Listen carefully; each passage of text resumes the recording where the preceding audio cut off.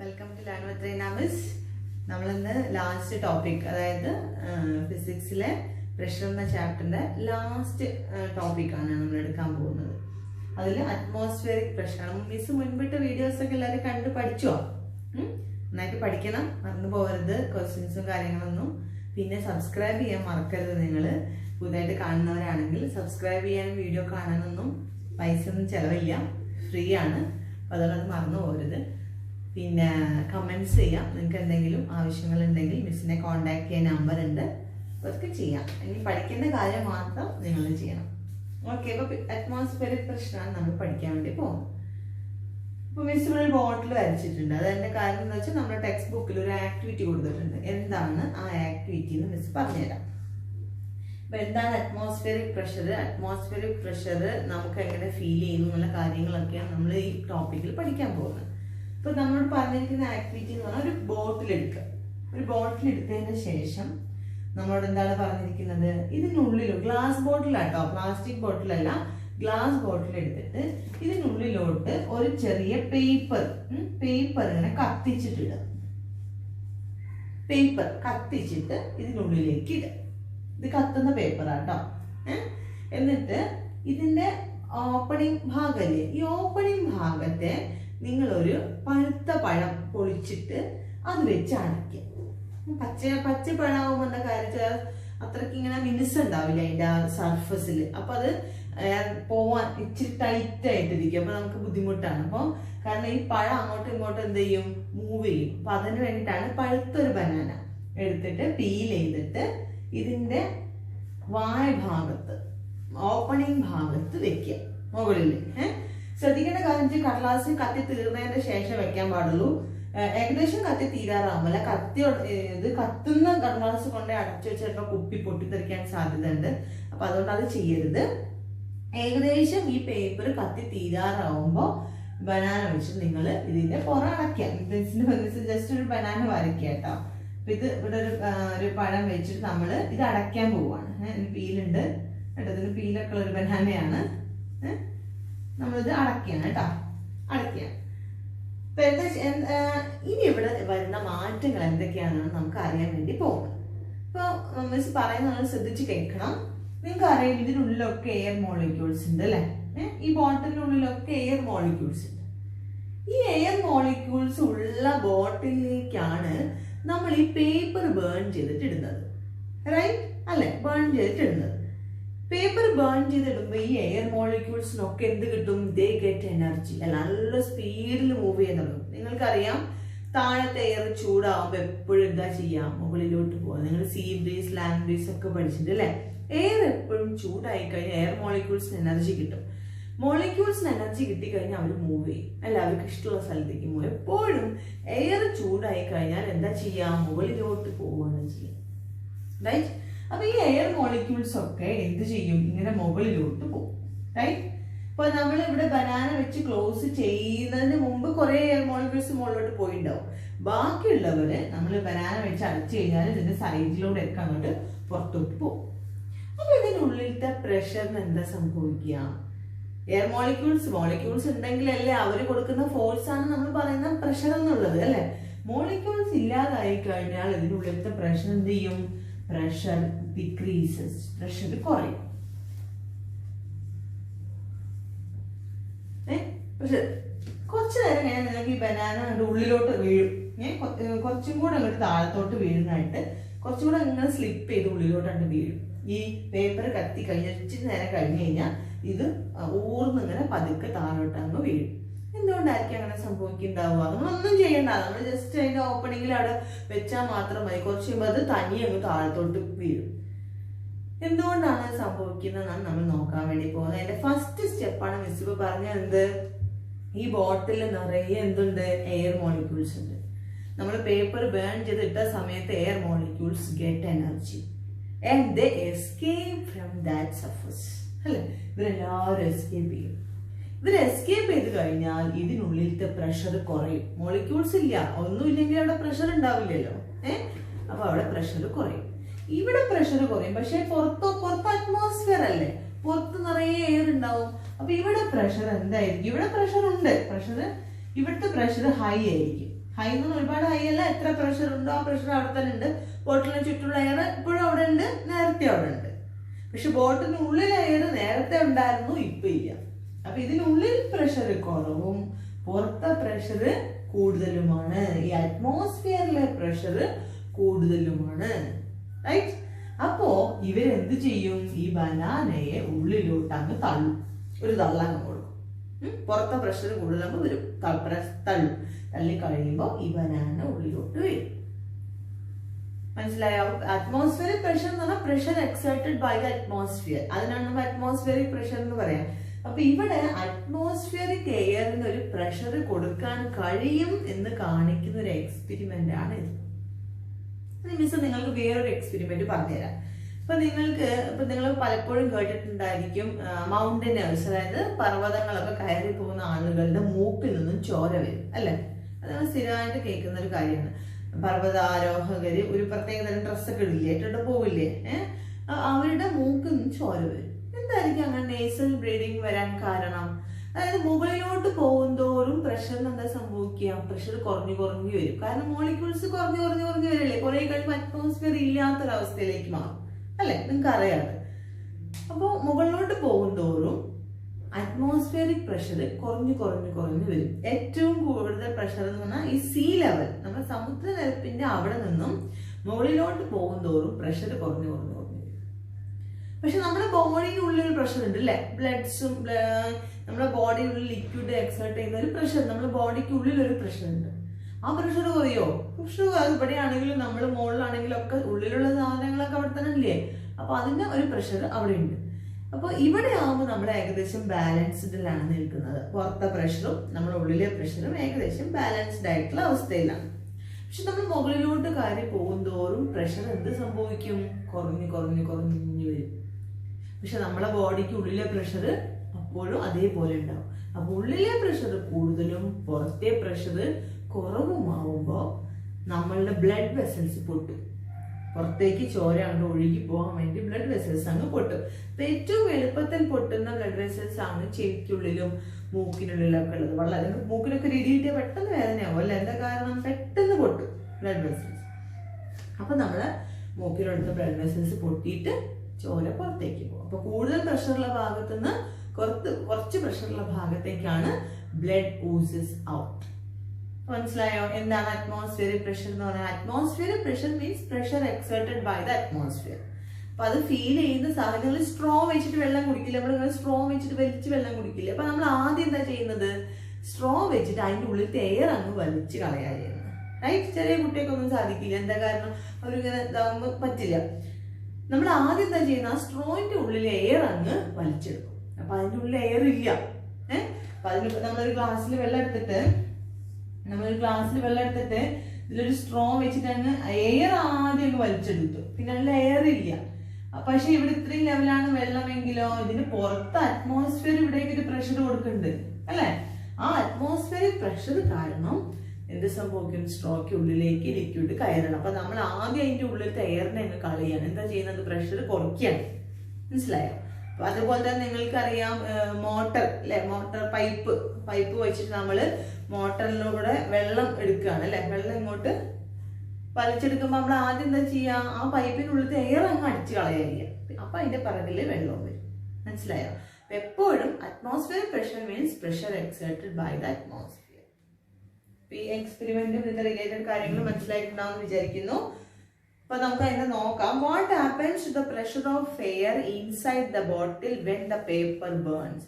Paper burn ചെയ്യുമ്പോൾ ഇതിനുള്ളിലെ പ്രഷറിന് എന്ത് പറ്റുന്നതാണ് ക്വസ്റ്റ്യൻ. എന്ത് പറ്റും? പേപ്പർ ബേൺ ചെയ്യുന്ന സമയത്ത് മോളിക്യൂൾസ് ഗെറ്റ് എനർജി, അല്ലെ? They escape from the bottle, so the pressure of the bottle decreases. കുറഞ്ഞു വരും. കുറെ കഴിയുമ്പോൾ ശരിക്കും വാക്യൂം ആവും, അതിനുള്ള ഇതില്ലാത്ത അവസ്ഥയിലേക്ക് മാറും കേട്ടോ. Will the air inside the bottle get expelled when the pressure inside it increases and expands? അപ്പൊ ഇതിനുള്ളിലത്തെ ആദ്യം പ്രഷർ കൂടുകയാണ് ചെയ്യുക. കാരണം എന്താ സംഭവിക്കും? മോളിക്യൂൾസിന് എല്ലാവർക്കും എനർജി കിട്ടിയിട്ട് ഇങ്ങനെ ഓടി കളിക്കല്ലേ അവര്, പിന്നെയല്ലേ അവിടുന്ന് എസ്കേപ്പ് ചെയ്ത് പോകുന്നത്. അപ്പൊ എന്താ ചോദിക്കുന്നത്? പ്രഷർ ഇതിന്റെ ഉള്ളിലത്തെ പ്രഷർ ആദ്യം കൂടുകയും എയർ അങ്ങ് എക്സ്പാൻഡ് ചെയ്യുകയും ചെയ്യും. എക്സ്പാൻഡ് ചെയ്യുമ്പോൾ പ്രഷർ ആദ്യം കൂടുക. അപ്പോൾ അവർ അവിടുന്ന് എക്സ്പെൽ ചെയ്യാൻ വേണ്ടി ശ്രമിക്കുമെന്ന്, എസ്കേപ്പ് ചെയ്യാൻ വേണ്ടി ശ്രമിക്കുമെന്ന് ഷുവർ, തീർച്ചയായിട്ടും ഇവരിവിടുന്ന് എസ്കേപ്പ് ചെയ്യാൻ വേണ്ടി ശ്രമിക്കും.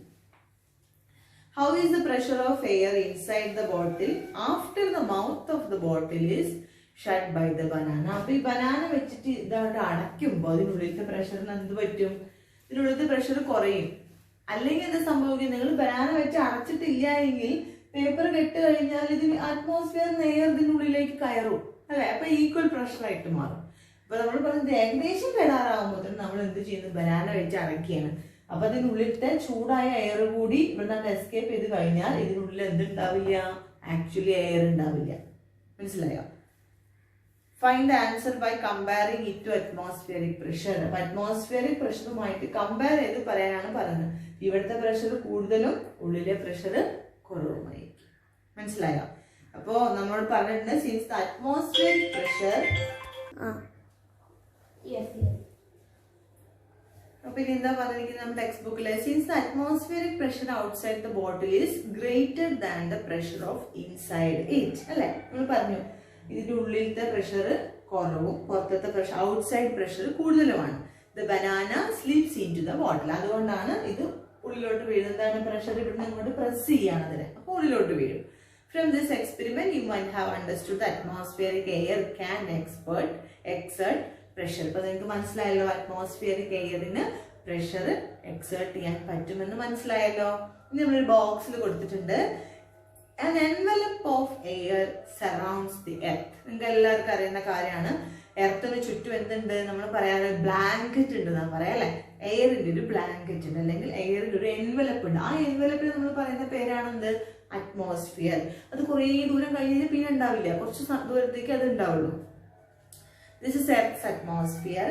The density of atmospheric air near the surface of Earth. അതായത് എർത്തിന്റെ സർഫസിൽ നിങ്ങൾക്ക് അറിയുന്ന കാര്യങ്ങളാണ് കേട്ടോ മിസ്. എന്നാലും എനിക്ക് സംശയമാണ്, എന്റെ കുട്ടികൾക്ക് അറിയില്ലേ. അപ്പൊ ഞാൻ വീണ്ടും പറഞ്ഞുകൊണ്ടിരിക്കും. എന്റെ മോൻ എപ്പോഴും എന്നോട് ചോദിക്കും, അമ്മ എന്തിനാ ഇങ്ങനെ വീണ്ടും പറയുന്നത്? പക്ഷെ എനിക്ക് എപ്പോഴും സംശയമാണ്, കുട്ടികൾക്ക് മനസ്സിലായോ എന്ന്. അപ്പൊ അതുകൊണ്ടാണ് മിസ് വീണ്ടും പറയുന്നത്.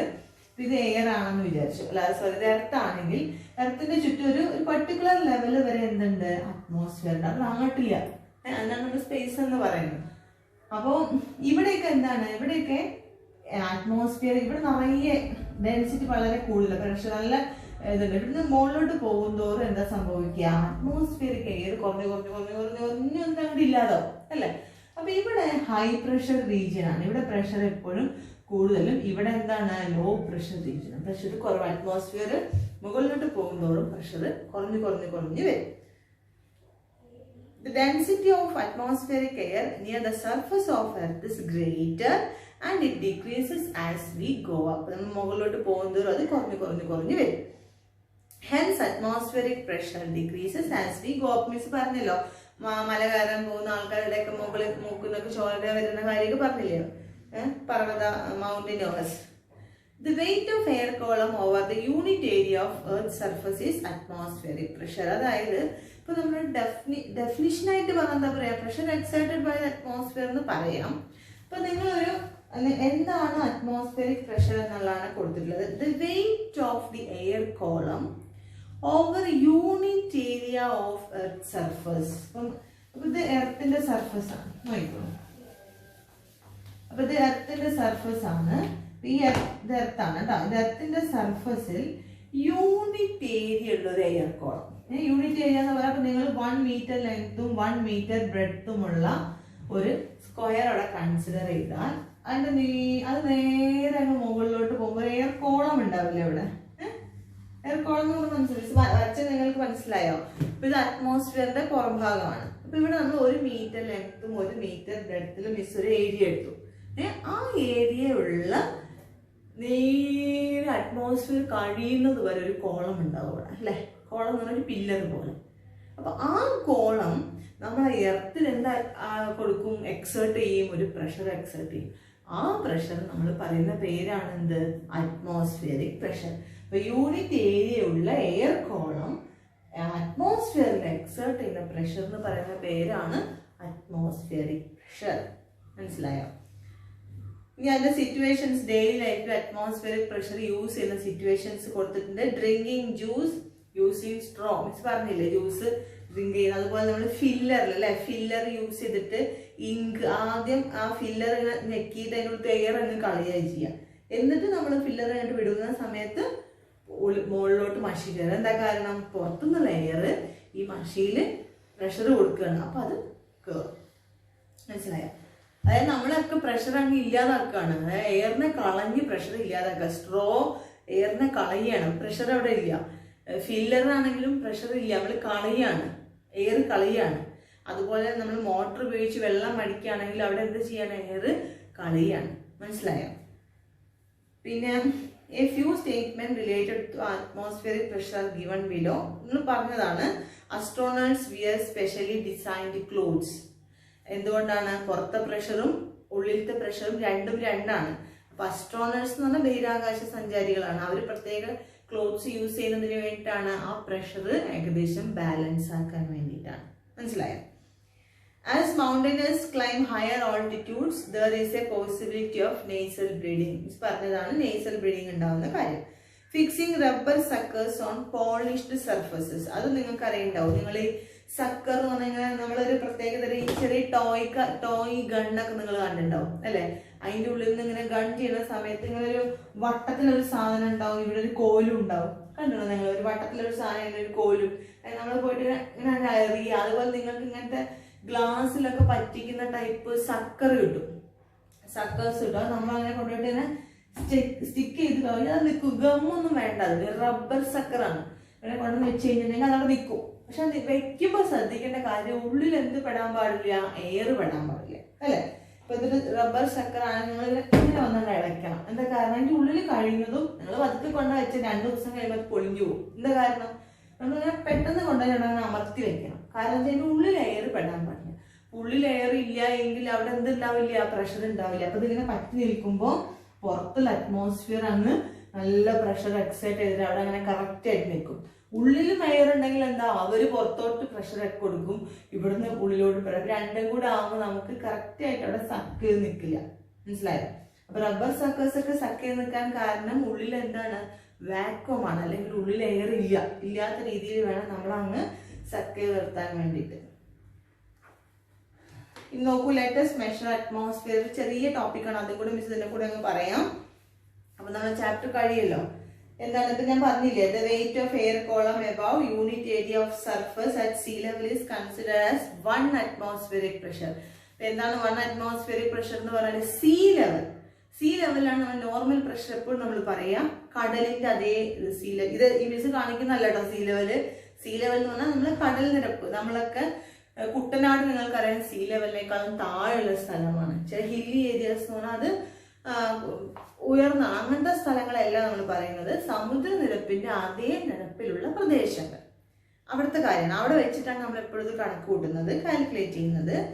The weight of N air column. കണ്ടോ? വെയിറ്റ് ഓഫ് ഈ എയർ കോളത്തിന്റെ വെയിറ്റ് ആണ്.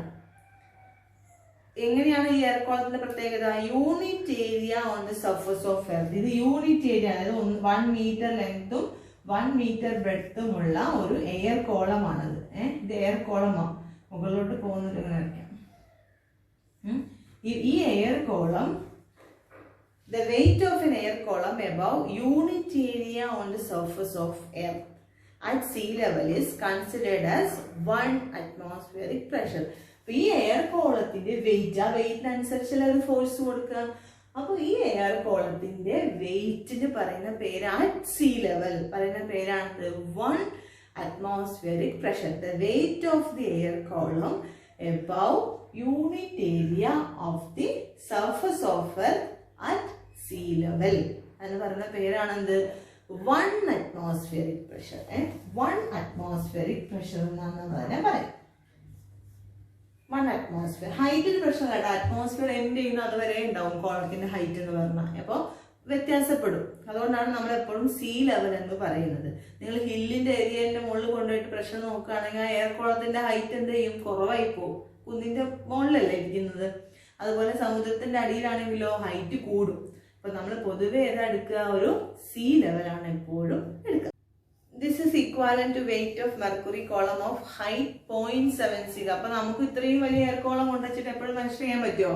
മെഷർ ചെയ്യാൻ പറ്റില്ല. അപ്പൊ അതുകൊണ്ട് നമ്മൾ എന്ത് ചെയ്തു? നമുക്ക് ഏറ്റവും കൂടുതൽ വെയിറ്റ് ഉള്ള ഒരു മെറ്റൽ എന്ന് പറയുന്നത് എന്താണ്? ലിക്വിഡ് മെറ്റൽ ആയിട്ടുള്ള മെർക്കുറിയാണ്. അപ്പൊ നമ്മൾ മെർക്കുറിയുമായിട്ട് റിലേറ്റ് ചെയ്തിട്ടാണ് എന്ത് പറയുന്നത്? അല്ലെങ്കിൽ അറ്റ്മോസ്ഫിയറിക് മെഷർ ചെയ്യാനുള്ള ഇൻസ്ട്രുമെന്റിൽ നമ്മൾ ഉപയോഗിക്കുന്ന ലിക്വിഡ് മെറ്റൽ എന്താണ്? ഇറ്റ് ഈസ് മെർക്കുറി അല്ലെ? നിങ്ങൾക്കറിയാം, പ്രഷർ നോക്കുന്ന സാധനത്തിൽ ഉപയോഗിക്കുന്ന മെർക്കുറിയാണെന്ന് അറിയില്ലേ? അപ്പൊ അറ്റ്മോസ്ഫിയറിക് പ്രഷർ മെഷർ ചെയ്യുന്ന ഇൻസ്ട്രുമെന്റ് ഏതാണ്? It is barometer. ഏതാണ്? ബാരോമീറ്റർ. ഇപ്പൊ ബാരോമീറ്ററിൽ ഉപയോഗിക്കുന്ന ലിക്വിഡ് ഏതാണ്? It is mercury.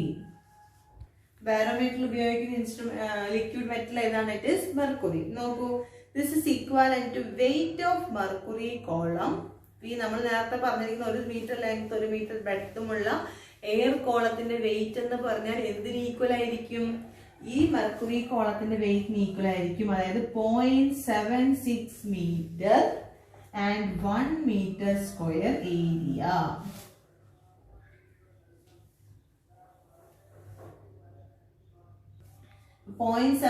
Metre or എന്ത് പറയാം? നമുക്ക് 76 സെന്റിമീറ്റർ എന്ന് പറയാം. റൈറ്റ്? അപ്പൊ ഒന്നുകിൽ 76 സെന്റിമീറ്റർ എന്ന് പറയാം. സെന്റിമീറ്റർ നമ്മൾ പറയാൻ പാടില്ല. നമ്മുടെ സ്റ്റാൻഡേർഡ് യൂണിറ്റ് എന്താണ്? It is metre. 1 metre square ഏരിയയും 0.76 മീറ്റർ ലെങ്തുമുള്ള എന്ത് column? Mercury column.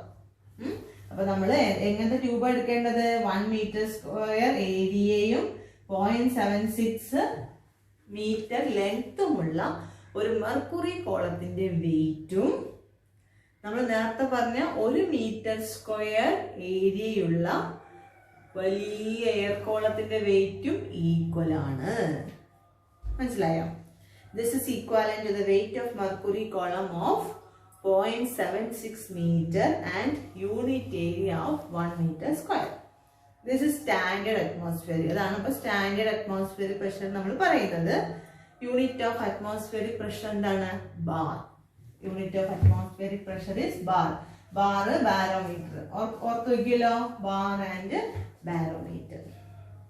The instrument used to measure atmospheric pressure is barometer. അപ്പൊ ഇത്രയും കാര്യങ്ങളാണ്. നിങ്ങൾക്ക് എന്തെങ്കിലും സംശയം തോന്നുകയാണെങ്കിൽ നിങ്ങൾക്ക് കമന്റ് ചെയ്യാം.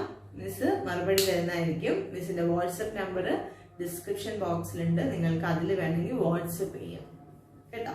അപ്പോൾ മനസ്സിലായെന്ന് വിചാരിക്കുന്നു. എന്തെങ്കിലും സംശയം ഉണ്ടെങ്കിൽ ചെയ്യാം. നിങ്ങൾ നിങ്ങളുടെ ഫ്രണ്ട്സിനൊക്കെ ഒന്ന് ഷെയർ ചെയ്ത് കൊടുക്കണേ. എന്നിട്ട് റീന മിസ് ഉണ്ടെന്നുള്ള കാര്യം നിങ്ങൾ പറഞ്ഞു കൊടുക്കണേ. തൽക്കാലം നിർത്താം. ഇനി അടുത്ത ടോപ്പിക്ക് നമുക്ക് അടുത്ത ക്ലാസ്.